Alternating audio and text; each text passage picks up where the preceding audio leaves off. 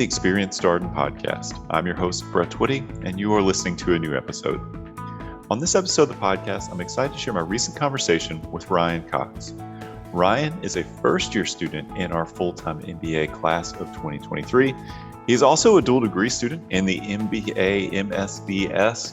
It's a data science dual degree, and he is a member of the Future Year Scholars Program. We cover so much ground in this interview. It was so much fun chatting with Ryan about his MBA coursework, his data science coursework, his experience at Darden so far. I think you're really going to enjoy this conversation. So without further ado, here is my interview with Ryan Cox. Ryan, welcome to the podcast. Absolutely, Brett. This is a dream come true. I love listening to podcasts on my run. So this is the first time I've been on one. It's exciting to be on the other side. Wow. Okay. I have to ask, was the Experienced Darden podcast ever in your podcast rotation? It was. So I was a future year scholar. So I kind of already knew I was coming, but I wanted to get a sense of what the school was like. So I've listened to a few for sure. All right. Well, we feel honored. It's always nice to know that maybe we were there with How I Built This and some other things. Yeah. It's been wild to me as we've talked with prospective students and current students. I mean, the idea that people are listening to these interviews as far away as like Singapore and Indonesia and places that I can say I have not personally visited, but it is comforting to know that the podcast has reached people there. So yeah, it's cool. It's funny, those two, How I Built This and then Wisdom from the Top, those are my two. And then I had the Experienced Darden one on as well. So I'm excited to get into it. All right. Well, rarefied company indeed. So, well, it's good to see you. How are things going? Are you officially on spring break? I am. So we finished Tuesday, which was a relief because we just finished core, in the first year. So everything's we're into our elective season now after break. So everything, it was nice to certainly get the core burden off of my plate. I loved it, but it's definitely a good bit of work. So yeah. Yeah, that's fair. You have that post-core glow. You know, you're feeling electives in front of you. You're excited about what's to come. You've accomplished a lot. I mean, it's amazing to me. You look back on this first three quarters. Do you feel like you've learned a lot? How do you feel right? So I feel great. I mean, I think one of the reasons, probably the prime reason I came to Darden was because of the professors and the learning experience. So I knew what I was signing up for. This wasn't like I was surprised by the workload or the amount I was learning. I was excited for it. I was ready for it. But saying that you're ready for it and actually going through it are two completely different things. I was blown away by the progress I saw in myself and my classmates too. And then the wonderful relationships I had with professors have just been awesome. So looking back, I'm definitely sad core is over. I love section D. I'm excited for what's to come for sure, but I'll always hold those like 3/4 of core pretty near and dear. Well, it's nice to have a section D person on here. We've had a lot of section E people through the year. I don't know why. They are, some might argue, overrepresented here on the Experienced Darden podcast. It just seems to work out that way, but it's nice to have someone from section D. What's the vibe of section D? If you had to describe section D to someone who's seeking to learn more about the Darden community, what would you share? Section D is really unique. I don't know how this happened, but we seem to we are a very academic, and we are very into the classroom experience. Probably that's what our professors say, at least more so than the other kind of sections they teach. We really love to learn. I think that would be the sort of, guiding light for section D. We have just randomly this year, we have a lot of engineers and people with a quantitative background. So decision analysis and finance were definitely our strengths, but I think section D probably has sort of had the most academic bent this year for sure, which was great. I think we had a very low key classroom, no pot stirrers or anything like that. We get along super well.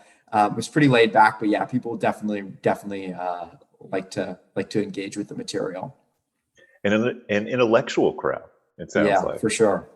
All right. Deep thinking, um, love to learn, Yeah, passionate about school. What's not to like? yeah, exactly. All right. Well, let's talk a little bit more about you. What did you do before coming to Darden? So before Darden, I was a software and data analytics consultant. So you could think of, Fortune 500 company needs somebody to come in and build and advise how to create maybe it's a recruiting portal for their applicants. Maybe it's come in and optimize their payroll systems so that they can automate out a lot of their manual processes, things of that nature. I guess the technical term would be like a systems integrator. So a lot of like getting different applications to talk to each other. And then I also did a fair bit of like data warehouse design, data analytics, dashboard design. Um, so I was involved with that for 3 years prior to Darden. I worked at a small firm, CapTech. I absolutely love my time there. I was in Richmond, Virginia, but yeah, I was very, very heavy on the technical stuff. Where did you do your undergrad? I asked this knowing, I think, the answer to the question, but I think it's important to ask. Yeah, I rarely wear the undergraduate colors at Darden. It's a little bit of a, I don't know what do you want to say. It's a little bit of a target. I went to Duke University undergrad. I'm very loyal to my basketball team, very loyal, but it's not something I broadcast publicly because there's definitely a pretty heavy rivalry, and there are a fair number of UNC students here as well. So, got to be careful. You have this background in software and data. How did you decide that you wanted to pursue an MBA? So this is something my family always jokes about me. I think I just love to learn and always have thought that a graduate degree was something that I would be interested in. When I was a little kid, I think I thought I was going to build rocket ships, honestly. And then I quickly realized that building a rocket ship is really not building a rocket ship. You design what I like to call a part of a part of a part on a rocket ship. And business always like you can get this holistic picture of what's going on and how a certain company is operating. And I always was fascinated growing up with just owning and operating a business. So I'm from Charlottesville originally. I worked at a local running store here called Ragged Mountain Running Shop, and I just was always enthralled by sort of the entire idea of business, whether that was a small business or a big corporation. Um, my undergraduate degree was very technical and had almost no business bent to it. I mean, it was just straight numbers pretty much all day. My senior year at Duke, I realized that at some point, in order to get to where I wanted to be, which was, hopefully kind of leading a big Fortune 500 tech company, I was going to need to have some business insight. And being from Charlottesville, Darden was kind of a natural fit. But an MBA just always held appeal to me because I've always found the intersection of business and technology interesting. And I didn't have any of that business background and wanted to come back and learn, hard skills like finance, but also some of the softer skills like leading teams and things like that. So that was really the inspiration for me. And what was it like to think about coming back home, so to speak? It was an easy decision.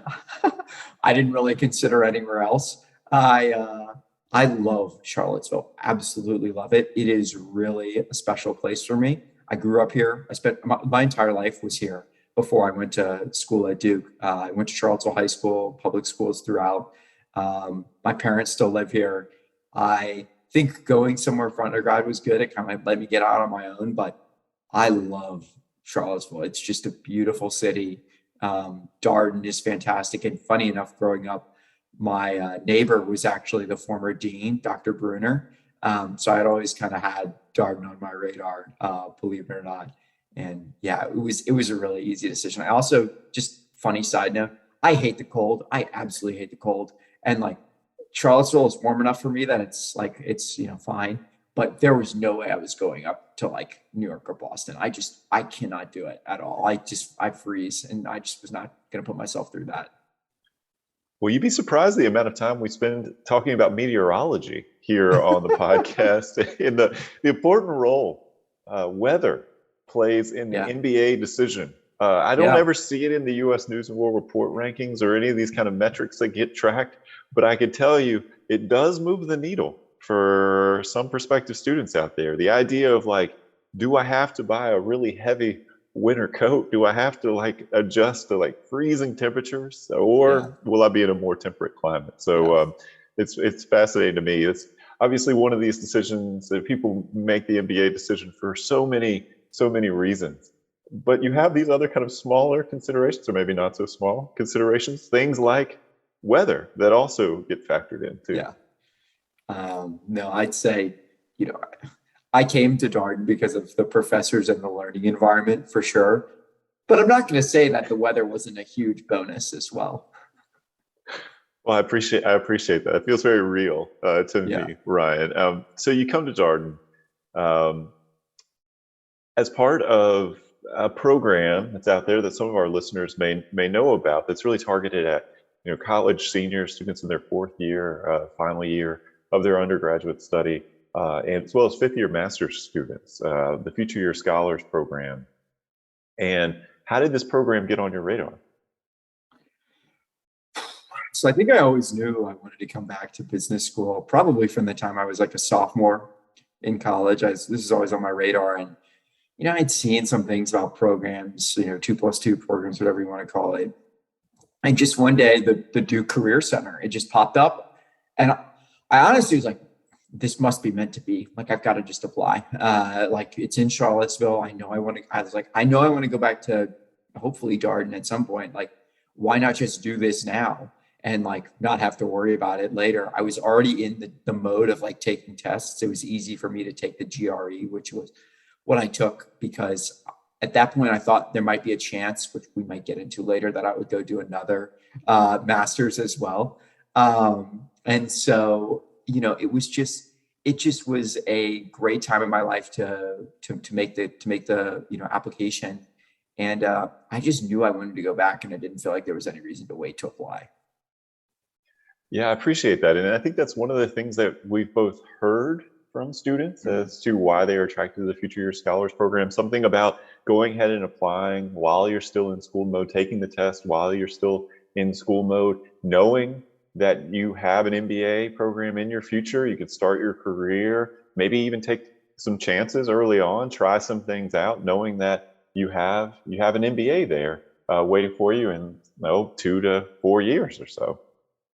Yeah, no, it's a great point. And, so obviously I found out before I started my job at CapTech, but one of the things it allowed me to do while I was there was it's actually traditionally, I was actually kind of slotted to come in more of a business analyst role and not be quite as technical as I was going to be. And I got there, and I don't know that I would have done this unless I knew I could go back to Darden and, have all this, a great business experience ahead of me. They had a need as like kind of a more of a developer role, and I had studied a lot of computer science at Duke, but I wouldn't say I was like all in on that side of the coin. And they were like, hey, we need a more technical resource. Would you be willing to kind of upskill yourself and learn? And I said sure. And what ended up happening was that was the path for me to become a team leader really quickly. I was a technical architect at CapTech within about 2 years, which was fantastic for me. They just needed technical resources more than they needed sort of a traditional business analyst. So I don't know that I would have pursued something like that unless I knew that I would be able to kind of get back into the business side of things later. It was a huge benefit for me. I think a lot of the, discussions I had from a career perspective, once I got to Darden, whether that was recruiting or whatever, I had this great leadership experience and this great technical background to kind of, talk about, which I would not have necessarily had if I hadn't been admitted to the Future Scholars Program and had the opportunity to kind of take a few more chances. Well, I appreciate that. And you hinted at it. This is when you know you have a real expert podcast guest. They start sort of foreshadowing where the conversation is going to go. So you're a dual degree student here. What dual degree program are you in? Yeah, so perhaps maybe not unsurprising given my background and what I've elaborated on so far, but I'm in the data science school of data science program as well. So MBA, master's in data science. And one of the things that we always like to ask students, and we've had a number of dual degree students here on the podcast, if they are in a dual degree, how did you decide to do a dual degree rather than just the MBA? So I don't actually remember how I got in contact with the School of Data Science. There was definitely some element of like Catherine in the admissions department being like, hey, I think you might be a good fit for this. Do you want to like check this out? But I remember taking a look at the program and being like, whoa, this is, if I can pair these two fields together, this is like what I want to do with my life. I've always been super excited about advanced technologies, and I've specifically always enjoyed advanced analytics, machine learning, and artificial intelligence. So there was just sort of like a passion side. But I think the thing that really sold me on it was at some point I was talking to my family and those close to me, and they were like, you can't lose, like part of what makes you Ryan is that you've always had this like technical, they always joke that I'm like the IT support of the family. I got this technical side to me. And I'd say that the data science piece is, it's definitely going to come into my career, but it's also just like a passion thing. Like I just truly love it. I don't really, I can go kind of, this is so nerdy, but I can definitely sit down at my computer sometimes and just lose myself working on that stuff. I can do that in the MBA program too, but there's definitely always been the side of me that just loves the engineering, and it was just a natural fit. Well, I appreciate that. And I mean, it's an incredible program. Yeah. 24 months, you get these 2 degrees. You actually start your coursework in the summer, right? So Correct. you got to jump on things. So before your MBA classes rolled around in your first year as a Darden student, you were already taking data science classes. So what was that like? I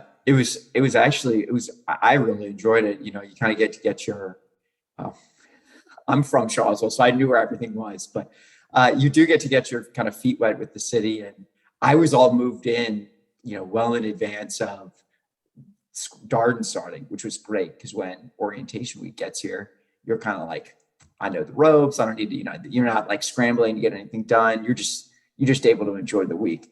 The great thing for me too was it kind of got me back into the school mindset a little bit. It was something I was maybe a little bit more comfortable with because I'd been doing some of this. I'd been definitely doing more technical work in my job. So I was like kind of more in that realm. So it got me back into the school mindset and definitely helped prepare me for core starting in the fall. How did those classes compare? I mean, when I think about a data science class versus Darden case method, were there similarities? Were there key differences? Is it like using a different part of your brain? I ask as a real novice, having not done either. So I would say it does depend a little bit on the class. So in the first semester for data science, which overlaps with Q1 and Q2 of core, I definitely kind of had to like go shut the Darden brain off and turn on the data science brain because it's like advanced algorithms course, and it's just totally different methods of thinking. Interestingly, semester 2 for data science, and then quarter 3 for core, and quarter 4 electives. The semester 2 data science class is actually a seminar class. It is more or less a case-based class. It's data science ethics. So it's like kind of the same method of thinking. So now it's cool because we're getting to kind of pair up data science and some of the business ethics stuff we learn in core. And that's a little bit more congruent. There's not as much of like, okay, I gotta like shut off the MBA side of the brain and start firing up the data science side. It's more, there's more in line there. So it definitely depends on the class, but I'd say this, at least right now, it's not as big a struggle as it was quarter 1 and quarter 2. I would imagine that the data science ethics class, particularly in this moment, is a fascinating one. I mean, I feel like and I may not be as close to exactly what you're talking about in that seminar, but I'm thinking about all the issues that are being wrestled with at this like algorithmic level. If you're a social media company, of like what information is served to what people and all of these No, kinds of things. you are so right. I think there is a really strong argument that this is one of the, if not the most important class on the data science side of things. The ramifications for society, for business, really the globe are tremendous for these algorithms. They can be, they can be opaque. They can use improper proxies. They have all these tentacles that, if they aren't managed correctly, really can have these detrimental effects on all these various areas of our world. It's extremely important, whether it's in criminal justice space, certainly in some of the political voting space as well, and even in like business in general. There's been a nice overlap between the data science ethics class and just business ethics in general that I've really enjoyed. It was one of the things that was really important to me when I came back, was making sure that Darden and the data science program both hit on the ethics piece of, the curriculum, which both of them do. We have business ethics in Darden and then data science ethics on the data science side. Those are really important, because if you lose focus of what your business or your algorithm or your model or whatever is doing, it's very dangerous, and you can often become blind to what kind of impact you're having on society, which is really sad, and is something that I think certainly my generation needs to be mindful of as we get more and more of these tools at our disposal. Well, I appreciate your sharing that. It resonates with so many of the conversations we've had here on the podcast.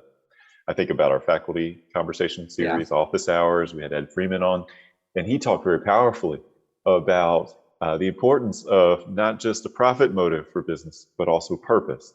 And that you have to consider business within this broader societal context, because of course businesses are not just operating in a vacuum. It's not just bottom line. And if for our listeners who haven't heard that conversation, he is basically the guy for stakeholder theory, which is the ethical framework here at Darden. And that is an incredible framework, because it filters in to all of your classes, how you think about problems and how you approach your case discussions. Ethics, it feels like, yes, there is a class, but it's also integrated and woven into conversations you're having in finance, marketing, operations, all these other places. Yeah, it's Ed is absolutely fantastic. All right, well, Ryan, we talked about data science, and I also want to talk a bit about your experience here at Darden as a first-year student.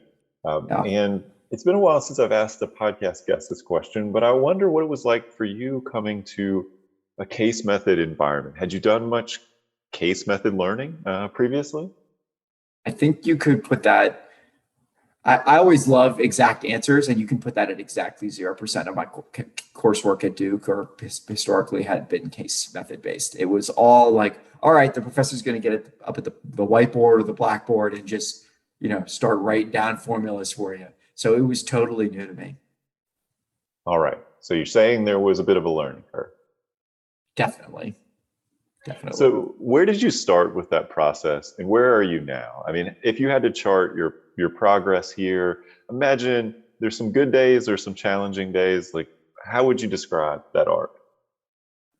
Well, I remember the first day of class coming in, and I think I kind of had an idea of what to expect, but it was like a puzzle piece and a huge jigsaw puzzle. I remember the first day, raising my hand, and I think I got called on like maybe once, and it was one of those things where I like answered the question like I would have in a let's just say like a fluid dynamics class in my mechanical engineering undergrad. I just answered the question, and then the professor pressed on me, and I was like, whoa, like this is different.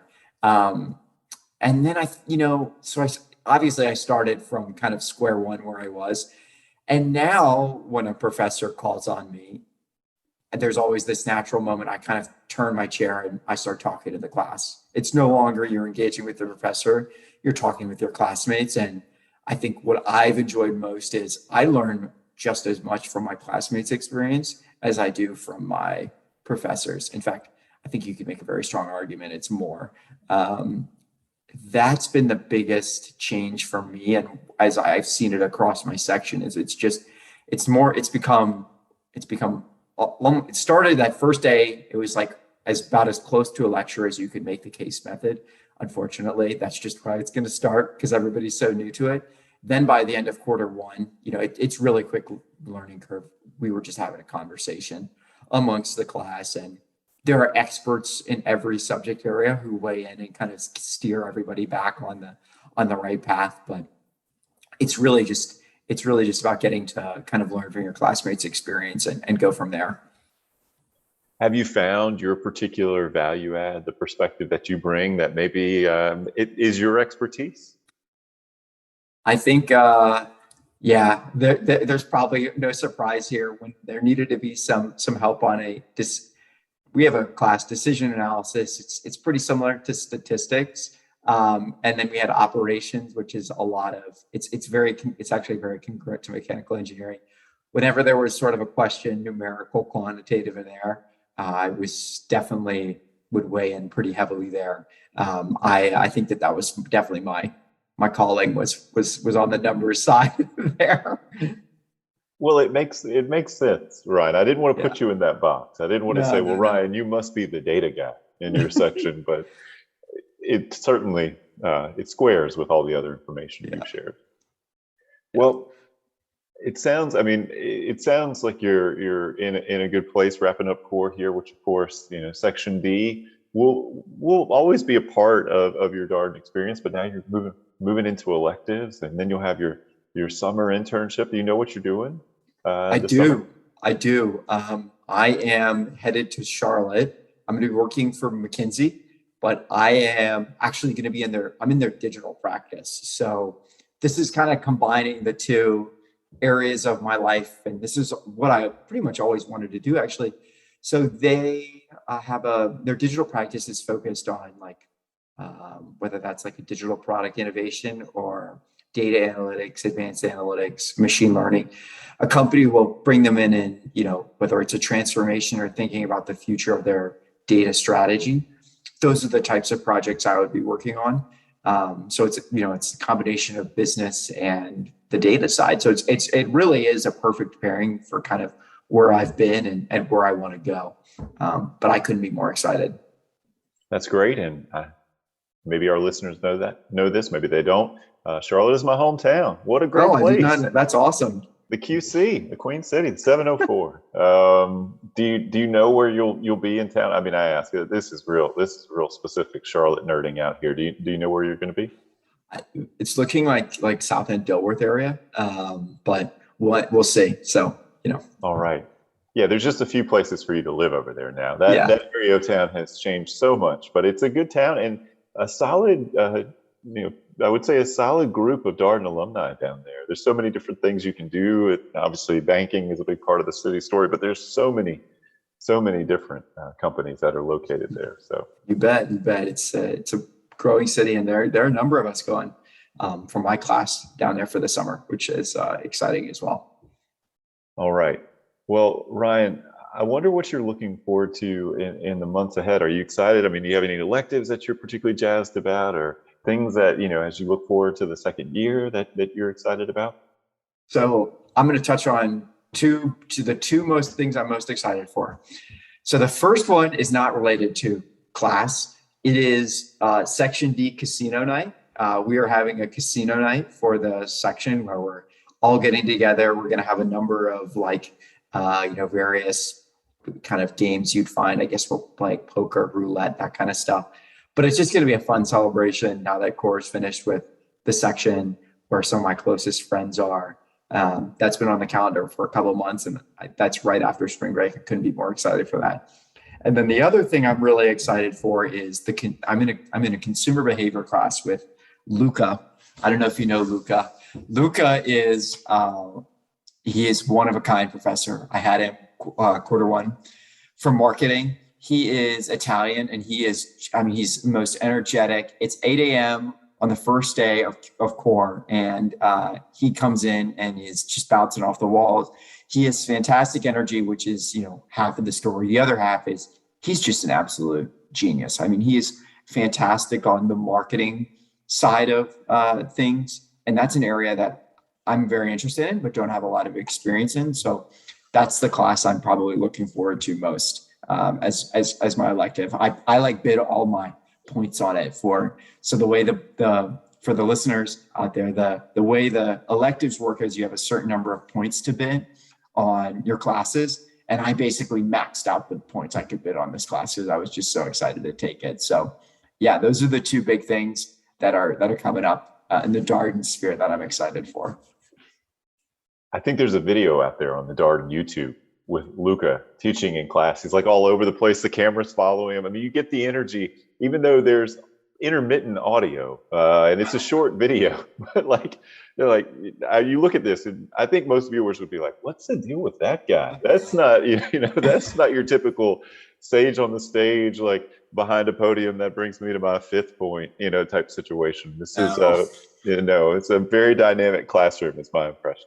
He is so unique, and truly, I don't mean this he is fantastic. He uses the word fantastic more than anyone else I've ever heard in my life. But the irony or the funny, the comical side of that is it's the word that describes him perfectly. He is a fantastic professor, and I'm not going to try to do an Italian accent to mimic him, but he really is just absolutely fantastic. If any of the listeners out there have an opportunity to take a class with him, or if you're lucky enough to get in his consumer behavior class, whatever it is, I would 100% do it. He's second to none. He's just absolutely the best.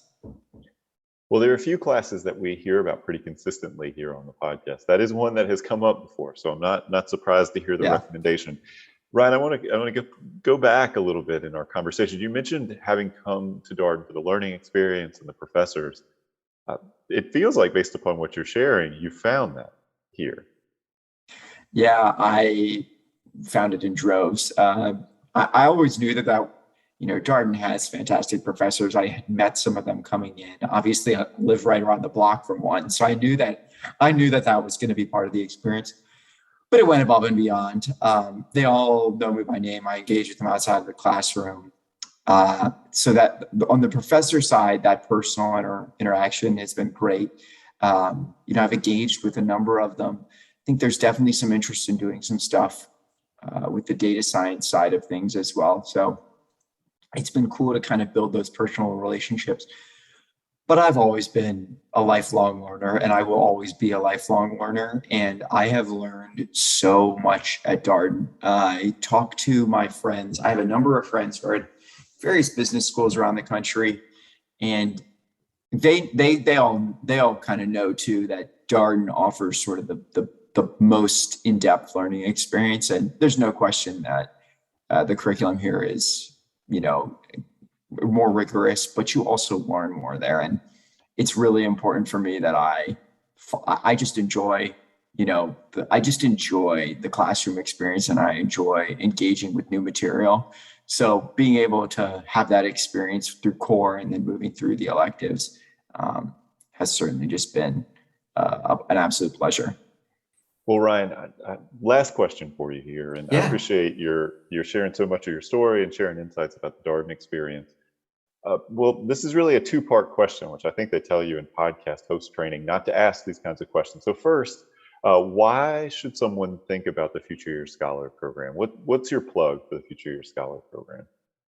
My plug is the Future Year Scholar program will give you the opportunity to take chances, experiment with what you like, and also start planning for your kind of post MBA future just that much earlier.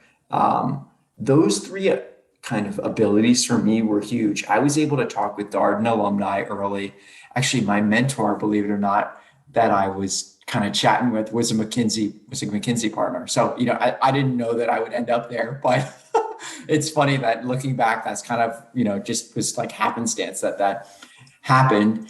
And like I said, it allowed me to take chances at work I otherwise would not have. And I think it really helped me become a better leader because I was able to not be so concerned with, okay, I've got to walk this super tightrope and be really kind of narrowly focused on making sure I don't step out of line. And I've got this kind of, clean, perfect application for whenever I apply. I also think there's something your work life can be a little bit hectic. And that senior year in school, at least for me, was like there was time to do the application then. So there's also like the secondary piece would be like you're in the test taking mindset, you're in the application mindset. Like you can probably build a really good case for yourself at that time of your life. All right. Related, one piece of advice you would share with our prospective student listeners. It can be about anything. Ideally related to the MBA experience, but this is also your your chance to maybe go broader than that. But most people say, here's something to think about on your MBA journey.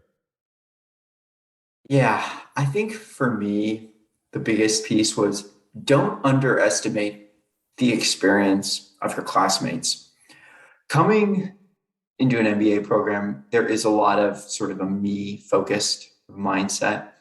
What's the job I'm going to get? What's the career path I'm going to be on? What classes am I going to take? But what I think the amazing thing about Darden's experience, and I would just say this more generally for people looking at other MBA programs, is think about what you're going to get by learning from your classmates and how you're going to do that. It's one thing to be in the room with people, but it's another thing entirely to actually engage with them and learn from their experiences.